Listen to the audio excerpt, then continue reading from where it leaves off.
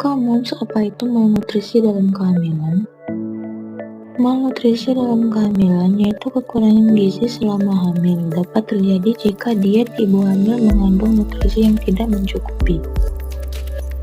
Ibu hamil di Indonesia masih banyak yang kekurangan gizi dan angkanya terus meningkat setiap tahunnya.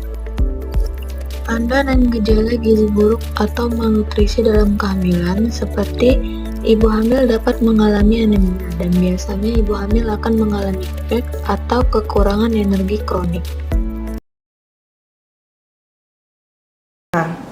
Sebenarnya masalah gizi yang paling banyak di ibu-ibu hamil yang ada di Indonesia itu adalah kurang energi kronik sama anemia.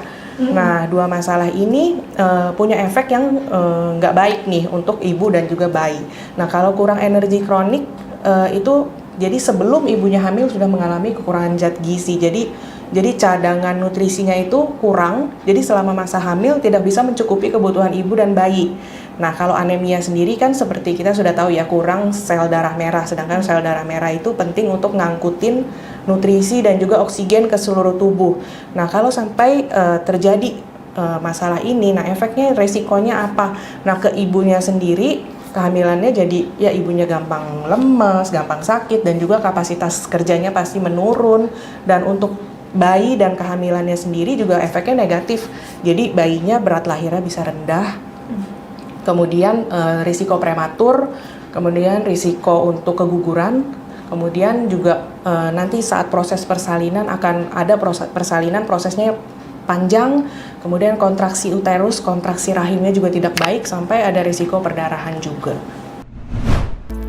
Penyebab gizi buruk atau malnutrisi dalam kehamilan bersifat multifaktorial, seperti asupan gizi yang kurang, lalu level pendidikan yang rendah, serta pendapatan yang juga rendah membuat risiko KEK, dan juga penggunaan obat-obatan tertentu yang mengganggu penyerapan nutrisi sehingga asupan gizi tidak memadai. Malnutrisi kehamilan mengganggu suplai nutrisi dan oksigen pada janin. Malnutrisi kehamilan dapat menyebabkan volume darah menjadi berkurang, aliran darah ke uterus dan plasenta berkurang, sehingga pertumbuhan janin menjadi terganggu. Terapi untuk mengatasi gizi buruk atau malnutrisi dalam kehamilan.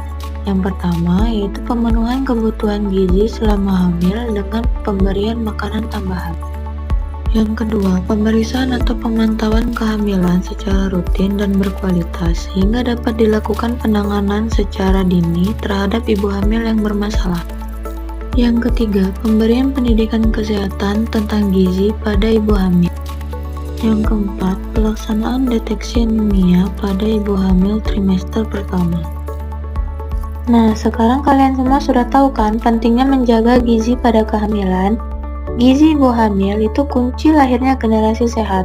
Yuk penuhi gizi seimbang dan rutin periksa kehamilan, biar ibu kuat dan bayi tumbuh optimal.